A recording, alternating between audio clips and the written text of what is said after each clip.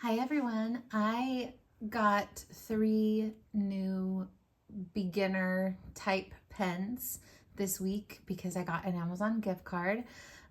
So I've been wanting to try out these two, and then this is another colorway of the Asvine v126 that I already got, but I love it so much that I wanted to get it in this.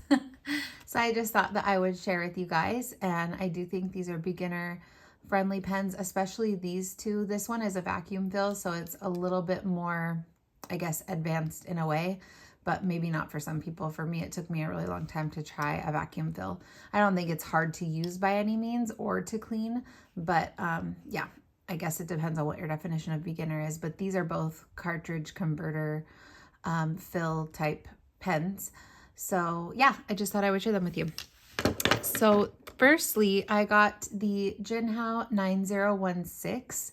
So this is like the little sister to the 9019, which is the really wide, girthy one.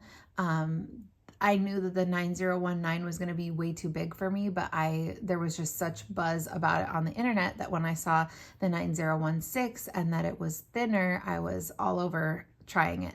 So this is a little bit smaller in the grip section than the Jinhao X159. So it's not as small as like your sailor grip or whatever, or a Jinhao 82 grip by any means. And also it does get stained with the ink very easily. So that is something to consider if you're getting the white, but they do have this in other colors. It doesn't really bother me. It looks worse on camera than it does in person.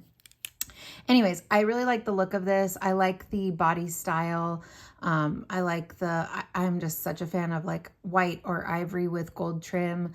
And so I really wanted to try this out, and I like it. Like I said, it is a cartridge converter. It does come with a converter, and this converter is not as big as the converter for the 9019, but it is not a regular Jinhao converter either. It is definitely bigger than a Jinhao converter, and I should have brought a regular one over here, but I didn't think to do that.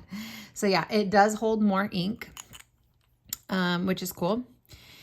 And it has the heartbeat nib. Forgive my very inky hands, but it has the heartbeat nib, which is, you can see that little heartbeat pattern right there. I don't know what the difference is with that. I don't know if it's better. I hear people like really excited about it, but I don't know why, if it's just cool because it's a different design or what. But this is a medium nib. On Amazon right now, they do have fine and medium, but medium was prime. I could get it overnight, and then the fine was going to take like a few weeks. So I think those are still coming from China or wherever they're shipped from. Like when you buy from AliExpress, it's that same kind of thing. You have to wait a few weeks. So I wanted to just try it right away. So I got the medium, and I was a little worried because Jinhao mediums in the past have been really broad for me. And have not been my favorite, but this one is not. This one is actually what I would call a more normal medium and does not feel too broad, and I'm really enjoying it. So let me just write.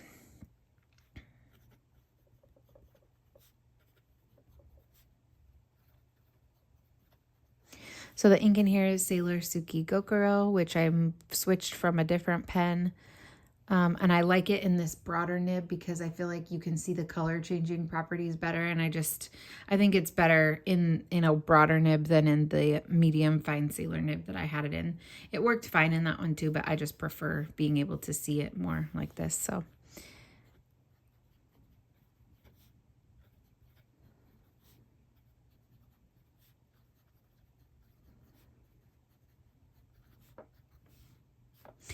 as you can see, it writes very wet, but not too wet.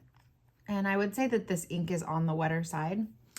It has a good, sorry, it's still wet, so I'm sorry for blinding you.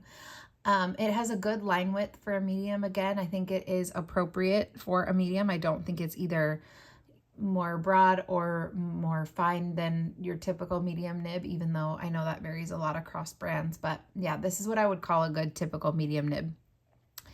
It was smooth out of the box, not scratchy whatsoever.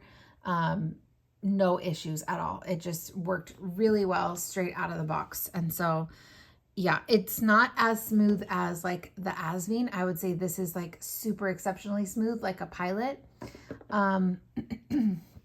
So it doesn't have that kind of smoothness, but it's also not scratchy at all. Like I don't feel like the tines are misaligned or need to be messed with at all. It's just, it's good. It feels good. It's comfortable to write with. I do actually like the size a lot. I feel that the size of the pen, the width of the pen is very comfortable for me. I don't like pens that are too wide. Like I said, the X159 was like too wide for me.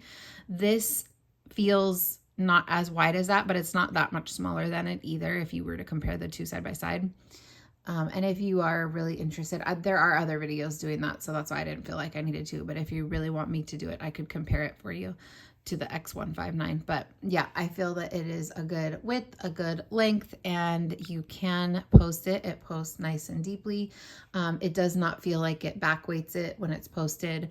It's a light pen. It's not heavy by any means. So yeah, I'm happy with this one. And it was only $12.99. So this is a really good beginner pen, easy to use, user-friendly, holds a lot of ink. So that's cool. The next one I got is the Hongdian N9. And I actually thought this was going to be like a frosted material, like the other frosted clear one that I got, but I'm not unhappy with this at all. Again, I love the white and gold combination. I like to match my pens to my inks, and I feel like you could put anything in a white pen. So, and I just feel like it also looks really classy. So you can see that this has this really pretty kind of swirl acrylic, and I wouldn't say it has like over the top chatoyance, but you can see that it does have some there. In some spots. So yeah, I think this is a really attractive pen. It does come in the same kind of swirl acrylic, but with a maroon color. And I thought that one looked really pretty too, but I just wanted white because it goes with more things. So yeah, I like the shape of it. This actually is very much shaped like an Esterbrook SD, but it is shorter by about maybe a 1/4 inch to 1/2 inch. Again, sorry, I didn't bring the SD to compare, but if you know an SD, you know that they have a very similar body type. Like it's just a very similar writing experience, very comfortable, but smaller. So if the SD is too long for you, or if the SD is perfect for you, you might not like it a smaller size like this, but yeah, it fits in the hand again nicely. I have like average hands. I wouldn't say they're small or large, but you know, it's a nice length. It also posts, but I don't find that the cap like wants to stay on as much, so it doesn't feel as securely posted, but it won't like fall off either. Like it's not going to just fall off either. So yeah, there is that. It did get a little stained with the ink at the top here. Hopefully that'll come off when I clean it. But again, it's not something that I'm super worried about. But it has, my fingers, it has an extra fine nib. And it has the Hongdian branding with the bunny on it. They only had extra fine and long blade medium, and I've just been leaning more towards fine lately. So I did not want one that was a really broad medium, and I did not know how juicy that medium was going to be. So I just went with the extra fine. However, I've read so many reviews and heard so many great things about the long blade medium. I think it would be cool to try a long blade nib, just because I've never tried one before. So maybe I'll get this in a different colorway with that nib just to try it and be able to swap it out. But yeah, this is definitely extra fine. So that hard started because I had the cap off for so long, but it does not normally hard start at all. I did put my wettest ink in here, my Bravest Soldier in here, because at first it was very, very fine.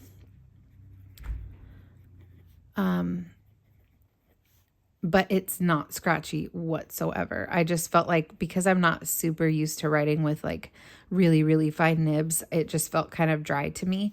And you can even see Monteverde Chameleon in all my other pens comes out a very dark, rich, like plummy purple. And this is coming out a lot lighter in this nib just because it is so fine, which I don't mind at all. I kind of like it that like I'm getting a different color experience out of this ink, but at the same time, it's a nice lubricated ink.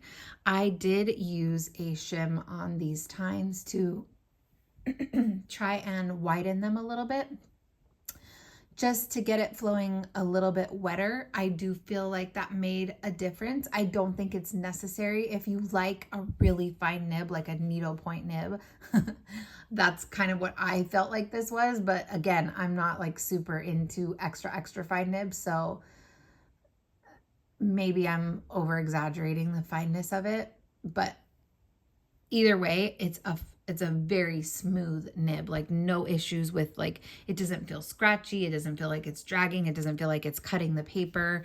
It's very comfortable. And again, this is a very comfortable pen for me to hold as well. More comfortable than this. Like I like this design, this style, and this comfort much better. I just wish they offered it in a fine nib. And I don't know why they don't. Like, give me a fine nib. I think you can purchase like replacement nibs, so I might try that in the future. But again, I'm not unhappy with this nib. It's just finer than I'm used to. So, sorry about my scratchy throat. Hongdian N9, and this is extra fine. But I know like a lot of people that I watch, they love extra fine nibs, and I feel like they would love this because it's just nice. And this is the frosted white, I guess. I'm not sure if that's exactly what it's called, but so you can see that's a little bit drier just because it's finer, but again, such a smooth writer and so aesthetically pleasing to me. I really like the way this looks. So comfortable. Just, I love it. I'm really pleased with this. Now this one was $28. So it is twice as much as this one, but I feel like what it is makes up for that cost. I feel like it is worth the money. This is worth $12.99. This is worth $28 for sure for me. Yeah. So I haven't tried Hongdian or Asvine until very recently. Somebody told me they are the same company. One's just, Asvine is the American version. Hongdian is the original Eastern version. So for me, they've both been super high quality in their nibs and their construction, and I'm really loving them. So now I'm kind of like, oh my gosh, I want to try all the Hongdians and all the Asvines. But that's actually not true because I don't like the design of most of them. But this is the Asvine v126. I did get this in the frosted clear, and I love that one. It is so smooth. Again, if you haven't seen that video, this is supposed to be a dupe of the Pilot Custom 823, the body style and the vac fill. So the vac fill, you unscrew this back cap, you pull it out. There's like a plunger that you'll pull out, and then to fill it, you'll just hold it in the ink with the plunger fully extended, and you'll push the plunger down. And once it gets to the bottom, the vacuum creates the ink flow up to the top. And then when you're writing for long periods of time, you're supposed to unscrew this so that the ink can flow. It loosens up the plunger so that the ink can flow into the feed. I haven't actually had any issues with the ink flow stopping or anything like that. I do tend to unscrew it just because, but I've never had to unscrew it because the ink wasn't flowing. So I don't know. Anyways, I have this in the frosted clear, and then I had seen this frosted black. This was the one that a lot of people had reviewed on YouTube. It just looks so cool. Just that really cool matte black look. It's not shiny, and it has a really soft feeling to it. Again, this is a very comfortable pen to hold. Excuse me, just choked. But yeah, this has a black nib, which is really cool. I've had only good experiences with black coated nibs. I find that they write actually better than other non-coated nibs. That's just been my experience, but I'm sure others have other experiences. But anyways, I just thought it was so cool. Just this completely black pen. I don't like black pens as much as I like white pens. In fact, I rarely buy all black pens, but this one just looks so cool to me. So, and I love the coated nib. So, yeah, I thought I would give this one a try. I didn't even try a different nib size. I just wanted the exact same thing as the other one that I have, but a different color. That's how much I love it. So this is so beautiful. Did not disappoint. Again, that only hard started because I had the cap off. But let's zoom in here. This is Birmingham Pen Company. And it's Salamander, and Nicole had sent this to me in an ink swap, and I just couldn't find a pen that I loved it in. I felt like the couple pens that I tried it in, the ink was coming out too light, and it wasn't like this dark color, so I thought I'm gonna try it in this, and oh my gosh, I am obsessed. I love it so much. This is exactly, I've been like craving this color. I want this like muted kind of dark teal color. Love it so much. And as you can see, it just writes perfectly. This is a fine, and it writes comparable to the medium. So I think it is on the broader side for a fine, which is okay with me. So